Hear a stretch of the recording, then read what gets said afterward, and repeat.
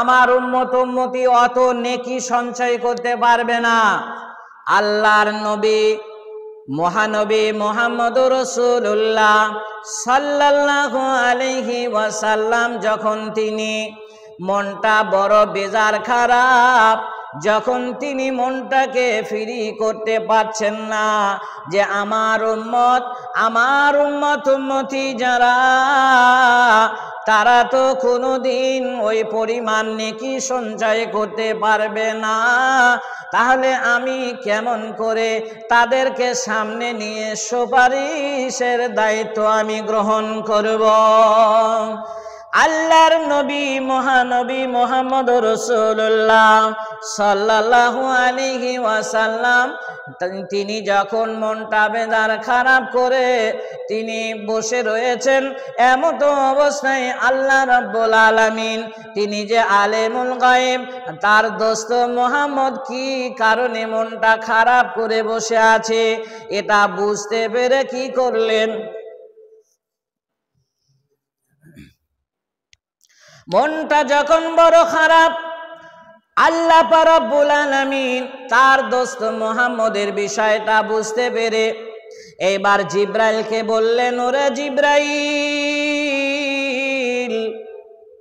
যখন জোরে ডাক দিলেন জিব্রাইল বলছেন আল্লাহুম্মা লাব্বাইক, হে মাওলাই করিম আমি জিব্রাইল ডাকে সাড়া দিয়ে হাজির, আমাকে কি আদেশ করবেন এখন আপনি করুন। তখন জিব্রাইল এসে পৌঁছিয়ে গেলেন, আল্লাহ রাব্বুল আলামিনের কাছে পৌঁছিয়ে গেলেন। আল্লাহ তখন করলেন কি, ওই 30 পারার ভেতরে আম্মা পারার একটি ছোট্ট সূরা সূরাতুল কদর 1 থেকে শেষ পর্যন্ত তেমন লিপিবদ্ধ করে জিব্রাইলের হাতে উঠিয়ে দিলেন। জিব্রাইল রে, এই পত্রটা আমার দোস্ত মুহাম্মদের কাছে তুমি পৌঁছিয়ে দাও, আমার দোস্ত মুহাম্মদের কাছে তুমি এই পত্রখানি তুমি পৌঁছিয়ে দাও। কি, ইন্না আনজালনাহু ফি লাইলাতিল কদর, লাইলাতুল কদরি খায়রুম মিন আলফি শাহর, তানাজ্জালুল মালাইকাতু ওয়ার রূহ ফিহা বিইذনি রাব্বিহিম মিন কুল্লি আমর, সালামুন হিয়া মাতলাইল ফাজর, সালামুন হিয়া হাত্তা মাতলাইল ফাজর। আল্লাহর নবীর কাছে এই যে সাবে কদরটা কি, এটা তো সকলের জানা নেই, তাই দোস্ত মুহাম্মদকে জানিয়ে দেওয়া হলো। হযরত জিব্রাইলের হাতে পত্রখানা তুলে দিলেন। হযরত জিব্রাইল এবার গুটি গুটি পায়ে চলে আসলেন। কোথায় আসলেন? ওই আরব ভূমিতে। তিনি আসার পরে দোস্ত মুহাম্মদের কাছে পৌঁছিয়ে গেলেন। নবী মুহাম্মদ সাল্লাল্লাহু আলাইহি ওয়াসাল্লামের কাছে বললেন, ওগো নবী, তোমার মনটা বিজার খারাপ, এই অবস্থা দেখে, এই অবস্থা বুঝে তোমার রব, আমার রব, সকলের যিনি রব পালন কর্তা, সেই আল্লাহ তোমার মুখে হাসি ফোটানোর জন্য তোমার আল্লাহ তোমার মনের খবর বুঝে তোমার জন্য একটা খুশির সংবাদ দিয়েছেন। বলল জিব্রাইল, আমার জন্য খুশির সংবাদ কি দিয়েছে একবার দেখি। বলল, শুনে নাও যে ইন্না আনজালনাহু ফি লাইলাতিল কদর, এই লাইলাতুল কদরটা কি তোমার তো জানা নাই। তুমি ওই 83 বছরের বয়সওয়ালা ইবাদতওয়ালা মানুষের খবর শুনে তোমার চোখ কপালে উঠে গেছে, কিন্তু তোমার জানা নাই এই যে মহাগ্রন্থ 4খানা কিতাবের ভেতরে সর্বশ্রেষ্ঠ উত্তম কিতাব সেটা হলো কোরআনুল মাজিদ।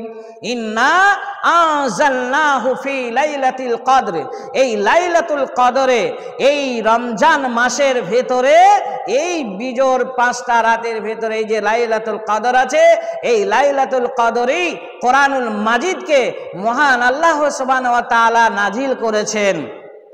ইন্না আনজালনাহু ফি লাইলাতিল কদর ওয়া মা আদরাকা মা লাইলাতুল কদর। এইবার নবী গো তুমি বলো লাইলাতুল কদরটা তুমি কি জানো? লাইলাতুল কদরটা তোমার কি জানা আছে? তোমার জানা নাই, তোমার জানা নাই, তুমি জেনে নাও। লাইলাতুল কদর খায়রুম মিন আলফি শাহর। তুমি কি জানো মর্যাদা রাতটা কি? মর্যাদাময় রাত হলো 1000 মাসের চেয়েও শ্রেষ্ঠ মাস হলো এই শবে কদর। খায়রুম মিন আলফি শাহর, 1000 মাসের চেয়েও উত্তম মাস হলো, 1000 মাসের চেয়েও উত্তম রাত হলো এই আজকের রাতটা। তাহলে 1000 বছর তোমার উম্মত উম্মতি বাঁচবে না ঠিক, কিন্তু তারা যদি আল্লাহর নৈকট্যের উদ্দেশ্যে যদি এই মাহে রমজানে শবে কদর তারা যদি পালন করতে পারে, তাহলে তোমার উম্মত উম্মতির জন্য এই সুযোগটা, এই মানে অফারটা আল্লাহ সুবহানাহু ওয়া তাআলা দিয়েছেন। সুবহানাল্লাহ, কত সুন্দর কথা বলেছেন। দেখেন যে 1000 বছর তোমার উম্মতকে বাঁচতে হবে না, 1000 বছর তোমার উম্মতকে ইবাদত করতে হবে না, 1000 বছর ধরে তোমার উম্মতকে কোরআন তেলাওয়াত করতে হবে না, নামাজ আদায় করতে হবে না, দান সদকা করতে হবে না। তারা মাত্র একটা বছরের একটা মাস, আবার একটা মাসের ভেতরে ওই মানে শেষ 10টা, আবার শেষ 10-এর ভেতরে যে 5টা বিজোড় আছে 21, 23, 25, 27, 29, এই বিজোড় 5টা রাত যদি তারা জাগরণ করতে পারে, তাহলে বলা হয়েছে খায়রুম মিন আলফি শাহর, এই মানে 1000 বছরের চেয়েও উত্তম একটা শ্রেষ্ঠ রাত দেওয়া হবে। তার মানে একটা মানুষ 1000 বছর ধরে, 1000 বছর ধরে সে যদি ইবাদত বন্দেগী করে, যতটা নেকি সঞ্চয় করবে অতটা নেকি তার আমল নামায় তোমার আল্লাহ রাব্বুল আলামিন উঠিয়ে দেবেন। তাহলে এইটা লক্ষ্য রেখে তুমি করো কি, তোমার উম্মত উম্মতিকে এই বার্তাটা পৌঁছিয়ে দাও। খায়রুম মিন আলফি শাহর। তবে তানাজ্জালুল মালাইকাতু ওয়ার রূহ, আল্লাহ রাব্বুল আলামিন জানিয়ে দিলেন ফেরেশতা এমন কি শুধু জিবরাইল সহ তানাজ্জালুল মালাইকাতু ওয়ার রূহ, এই রূহ শব্দের শাব্দিক হলো হযরত জিবরাইলকে বোঝানো হয়েছে। এইবার হযরত জিবরাইল আমিন করলেন কি সহ অসংখ্য ফেরেশতা সেই রাত্রিতে অর্থাৎ শবে কদরে নাজিল হবে। তাহলে কতটা মানে এখানে শবে কদরে কতগুলো ফেরেশতা আসবে আল্লাহ রাব্বুল আলামিন জানিয়ে দিয়েছেন। এই রাত এমন একটি রাত, এই রাতটা যদি মানুষ জাগরণ করতে পারে, তাহলে এই রাত্রে যে যত ফেরেশতা আসবে আল্লাহর হুকুমে, সমস্ত ফেরেশতারা এসে কি করবে শুনে নাও। একটা একটা করে বলি। কোরআনে লাইলাতুল কদরের লাইলাতুল কদরে 3টি ফজিলত বর্ণনা করা হয়েছে।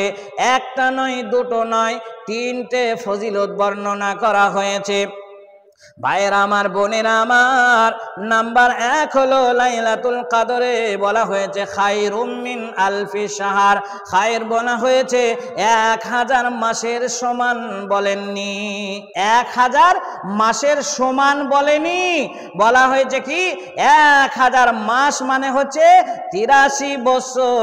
83 বছর, কাউরে বয়স যদি 83 বছর হয়, সারা জীবন ইবাদতে করলে যা নেকি হতো সেই নেকিটা কদরে পালনকারীর আমল নামাতে আল্লাহ উঠিয়ে দেবেন।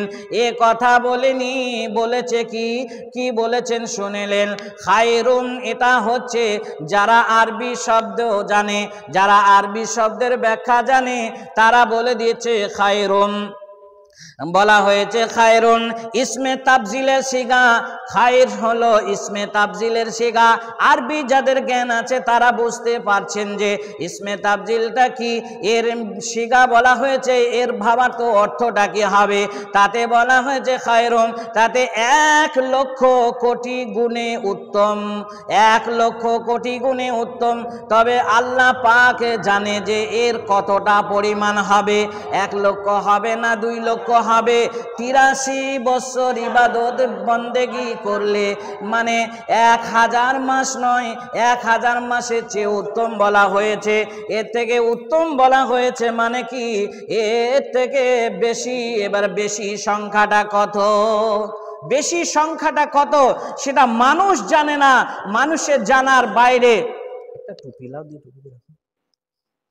মানুষ জানার বাইরে যে এই 1000 মাসটা কতটা নেকি হবে, সেই নেকির পরিমাণটা আল্লাহ সুবহানাহু ওয়া তাআলা তিনি বলা হয়েছে সাওমু লিআজিজি বিহি, বলা হয়েছে ইবাদত জগতে যত ইবাদত আছে সমস্ত ইবাদত আমি ফেরেশতাদেরকে দিয়ে লিপিবদ্ধ করাই, কিন্তু সাওমু লিআজিজি বিহি বলা হয়েছে সিয়াম নয়, রমজান মাসের রোজা নয়। কেন? সাওমু লি, আমি আল্লাহ আজিজি বিহি, এর বদলা এর জাযায়ে খায়ের আমি আল্লাহ নিজে কন্ট্রোল করি, আমি নিজে হাতে তাদেরকে দেব। তাহলে নাম্বার 2 হলো তানাজ্জালুল মালাইকাতু ওয়ার রূহ। 1 নাম্বার বলে দিলাম আপনাদেরকে যে খায়রুম মিন আলফি শাহর, আর 2 নম্বর হলো সেটা হলো যে তানাজ্জালুল মালাইকাতু। এর অর্থ হলো কি, ওই রাত্রে এত রহমতের ফেরেশতা নাজিল হবে যে একটি বালুকণা পর্যন্ত ফাঁকা থাকবে না, রহমত দিয়ে ঘিরে রাখবে।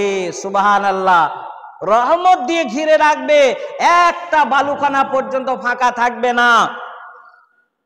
ওই জন্য আমি অনেক সময় বলি, মা খালা বুবুদের উদ্দেশ্যে বলি, আপনারা এই শবে কদর রাত আসার পূর্বে আপনারা আপনাদের বাড়ির চতুর্দিকটা একটু পরিষ্কার করে রাখুন।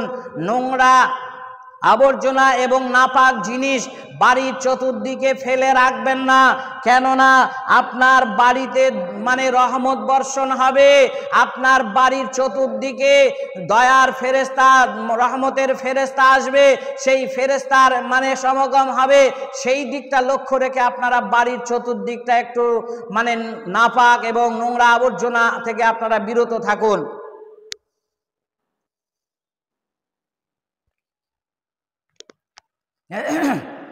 কেননা এখানে বলা হয়েছে তানাজ্জালুল মালাইকাতু ওয়ার রূহ, জিব্রাইল ফেরেশতা সহ অসংখ্য বহুবচন বলেছেন ফেরেশতা মালাইকা, অসংখ্য ফেরেশতা সেদিনকে নাজিল হবে, অবতীর্ণ হবে আল্লাহর হুকুমে বিইজনিল্লাহ।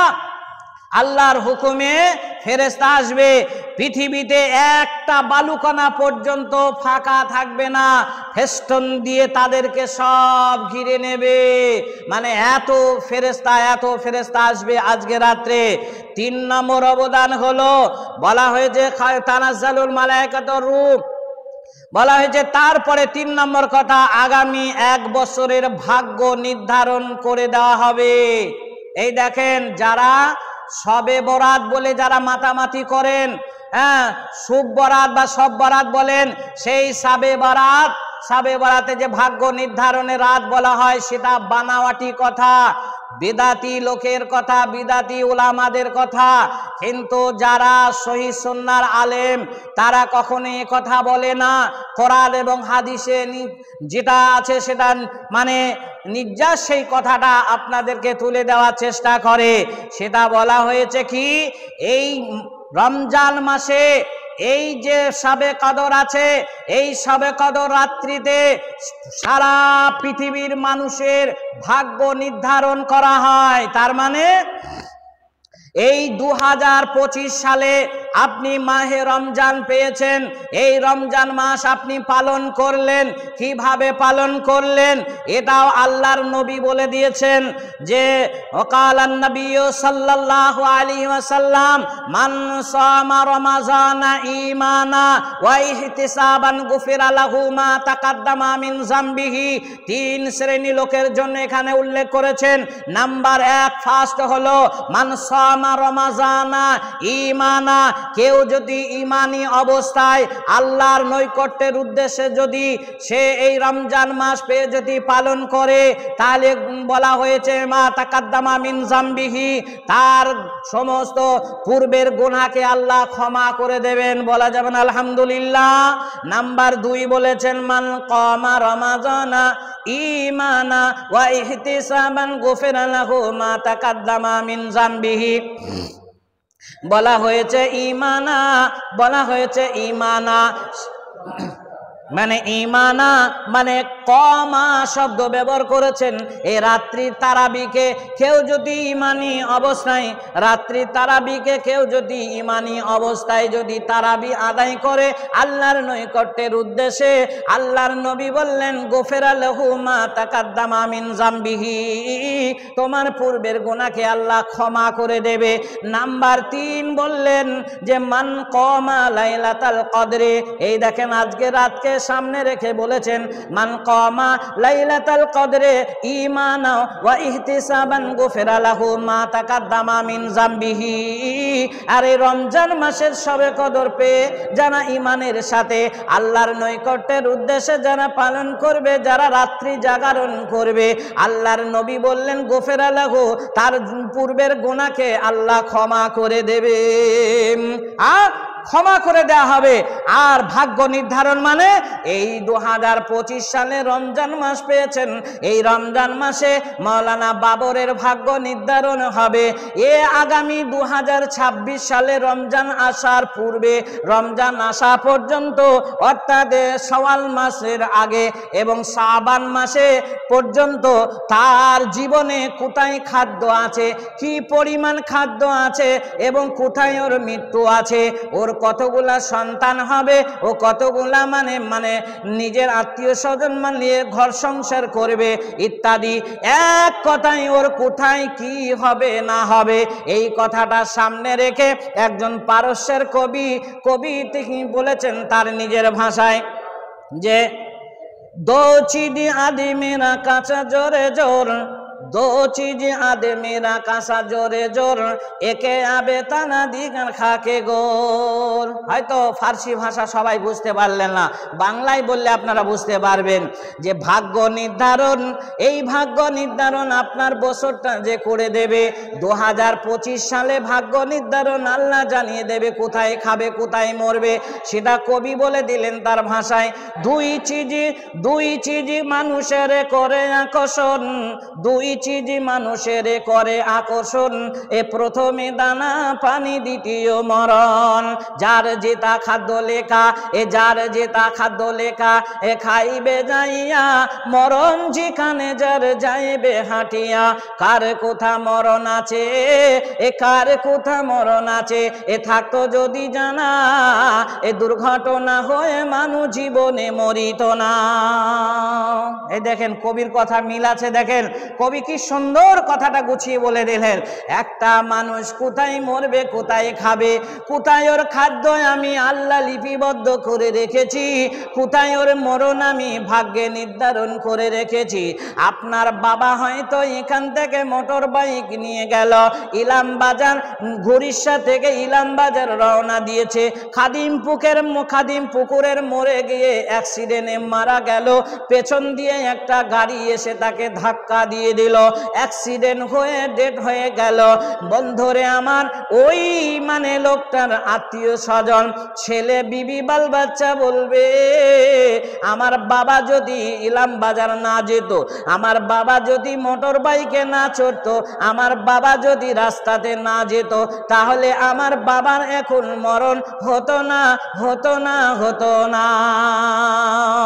ইসলাম দরদি আমার, এটা বললে আপনার আপনার ঈমান চলে যাবে। কেন না কেন কেন শুনলেন, এখানে আল্লাহ রাব্বুল আলামিন এই শাবে কদরের 3 নম্বর অবদান বলে দিলেন। মানুষ তুমি কোথায় মরবে, কোথায় খাবে, কোথায় শোবে, কোথায় চলবে, কোথায় ফিরবে, তুমি আমার ওপরে ভরসা করে তুমি চলো, কেননা আমি তোমার ভাগ্যে লিপিবদ্ধ করে দিয়েছি। তাহলে নবীর কথা যে কদর পালন করে পূর্বে গুনাহ আপনার ক্ষমা করে দেয়া হবে। কদরের রাতে কীট পতঙ্গ জড় পদার্থ পর্যন্ত সেজদা করে। সুবহানাল্লাহ। শুধু মানুষ নয়, শুধু জিন নয়, এমনকি গরু, ছাগল, মহিষ, ঘোড়া, ইঁদুর, বাঁদর, শুয়োর, কুকুর, সমস্ত প্রাণী, এমনকি পিপিলিকা পর্যন্ত আজকে রাত্রিতে অর্থাৎ শবে কদরকে সামনে রেখে তারা সেজদারত যাবে। সুবহানাল্লাহ। আচ্ছা, কদরের কি আছে, কদরের রাত্রে কি আছে যে এত এত মর্যাদা? প্রথম আয়াত থেকে, ইন্না আনজালনাহু ফি লাইলাতিল কদর, কদর হলো সেই রাত যে রাতে নাজিল হলো কোরআন মাজিদ। তাহলে কোরআন কত শক্তিশালী গ্রন্থ, একটা মিনিট ভাবুন, কোরআন কত শক্তিশালী আমরা তো চিনতে পারলাম না। কোরআন কতটা শক্তিশালী আমরা বুঝতে পারলাম না। মায়েরা আমার, বোনেরা আমার, যেমন কোরআনের ভেতরে কত কি উল্লেখ আছে। আজকে যে রাতটা হলো, আজকে রাতটা কত দামি, শুধু শবে কদর বলেই নয়, আজকে রাতটা হলো আজকে জুমআ রাত, যে রাত্রিতে আল্লাহর নবী বলেছেন কোরআনের 114টা সূরার ভেতরে এমন একটি সূরা আছে, সূরা কাহাফ বলে যে সূরাটা, ওই সূরাটা যদি কেউ তেলাওয়াত করতে পারে, ওই সূরাটা যদি কেউ তেলাওয়াত করতে পারে, তাহলে আল্লাহর নবী জনাবে মুহাম্মদুর রাসূলুল্লাহ সাল্লাল্লাহু আলাইহি ওয়াসাল্লাম বললেন, তাহলে কবরের আযাব থেকে সে পরিত্রাণ পেয়ে যাবে। আপনাকে আমাকে জেনে নিতে হবে, বুঝে নিতে হবে। ভাই ও বন্ধুরা আমার, মা খালা বোনেরা আমার, আপনারা সকলে অবগত রয়েছেন যে আজ শবে কদর রাত এবং জুম্মা রাত। তাহলে শবে কদর এক গুরুত্বপূর্ণ রাতে, আবার জুম্মা রাত। এই জুম্মা এবং শবে কদর একসঙ্গে, খুব ভাগ্যের ব্যাপার। সব মানুষ পায় না গো, সব মানুষের কিসমতে জোটে না। আজকে যখন